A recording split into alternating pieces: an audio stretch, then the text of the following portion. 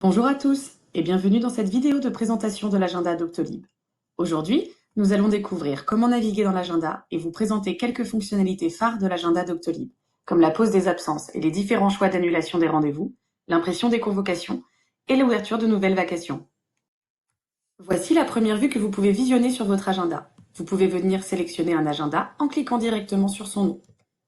Vous pouvez également venir sélectionner plusieurs agendas en les cochant. Ceux-ci apparaîtront alors dans la fenêtre principale. Il est possible de visionner les agendas de différentes manières. Tout d'abord, en vue semaine. Ensuite, en vue journée.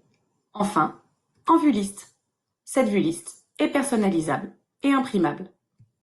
Pour rechercher un patient, il suffit d'indiquer la date de naissance ou le nom, l'IPP, le numéro de téléphone ou encore une combinaison d'entre eux dans la barre de recherche située en haut de l'écran. Une fois sélectionné, il est possible de consulter l'historique des rendez-vous du patient ou de prendre un rendez-vous pour ce patient. Pour poser un ou plusieurs rendez-vous et connaître les meilleures disponibilités dans l'agenda du médecin, il suffit de passer par le bouton jaune « Prendre un rendez-vous » et de sélectionner le motif de consultation du rendez-vous. Ce motif de consultation est directement paramétré selon l'agenda du médecin. Doctolib me propose alors la première disponibilité associée à ce motif avec les créneaux verts. Après avoir rempli les informations du patient, il est possible d'indiquer une remarque destinée uniquement à l'usage interne. Ce champ remarque sera mis en évidence par un bandeau rouge à chaque prise de rendez-vous.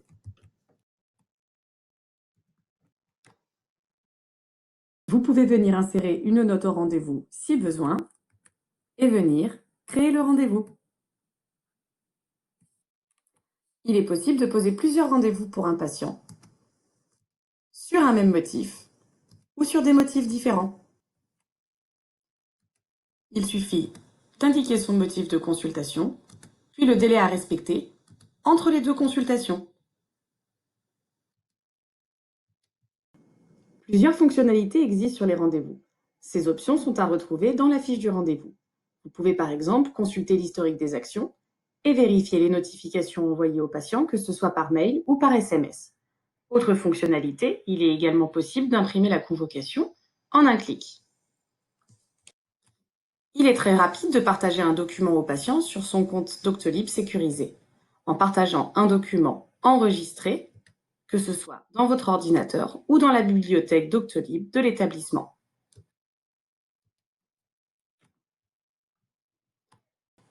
Pour poser une absence, même sur une journée où des rendez-vous sont prévus, il suffit de cliquer, maintenir, appuyer et glisser dans la partie grisée de l'agenda. La fenêtre d'absence s'ouvre, vous pouvez ici régler les horaires, ajouter des notes, puis créer l'absence. Lorsque des rendez-vous sont prévus sur cette absence, plusieurs options sont suggérées. Vous pouvez par exemple gagner du temps en prévenant automatiquement par SMS et par mail les patients concernés. Les patients qui n'ont pas été prévenus se retrouvent dans le centre de notification où l'on consulte la liste des patients à prévenir.